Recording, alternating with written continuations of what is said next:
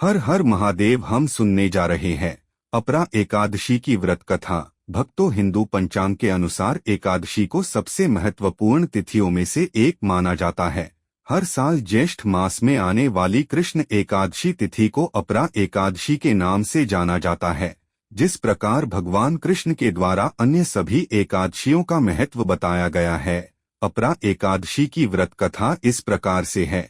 अर्जुन ने कहा, हे प्रभु, ज्येष्ठ माह की कृष्ण पक्ष की एकादशी का क्या नाम है तथा उसका महात्म्य क्या है? इसमें किस देवता का पूजन किया जाता है तथा इस व्रत को करने का क्या विधान है? कृपा कर यह सब मुझे विस्तार पूर्वक बताएं। श्री कृष्ण ने कहा, हे अर्जुन, ज्येष्ठ माह के कृष्ण पक्ष की एकादशी का नाम अपरा है, क्योंकि यह अपार धन एवं पुण्यों को प्रदान करने तथा समस्त पापों का नाश करने वाली है। जो मनुष्य इसका व्रत करते हैं उनकी लोक में प्रसिद्धि होती है। अपरा एकादशी के व्रत के प्रभाव से ब्रह्महत्या, प्रेत योनि, दूसरे की निंदा आदि से उत्पन्न पापों का नाश हो जाता है। इतना ही नहीं, स्त्रीगमन, झूठी गवाही, असत्य भाषण, झूठा वेद पढ़ना, झूठा शास्त्र बनाना, ज्योतिष द्वारा किसी को भरमाना, झूठा वैद्य बनकर लोगों को ठगना आदि भयंकर पाप भी अपरा एकादशी के व्रत से नष्ट हो जाते हैं।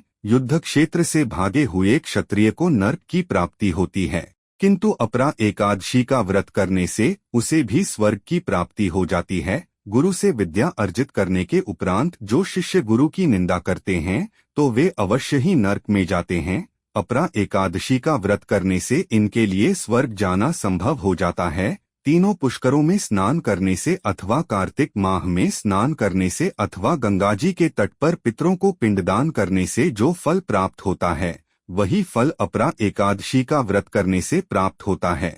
बृहस्पतिवार के दिन गोमती नदी में स्नान करने से, कुंभ में श्री केदारनाथ जी के दर्शन करने से तथा बद्रिकाश्रम में निवास करने से तथा सूर्य ग्रहण एवं चंद्र ग्रहण के समय कुरुक्षेत्र में स्नान करने से जो फल सिंह राशि वालों को प्राप्त होता है, वह फल अपरा एकादशी के व्रत के समान है। जो फल हाथी घोड़े के दान से तथा यज्ञ में स्वर्ण दान से प्राप्त होता है, वह फल अपरा एकादशी के व्रत के फल के समान है। गौ तथा भूमि या स्वर्ण के दान का फल भी इसके फल के समान होता है।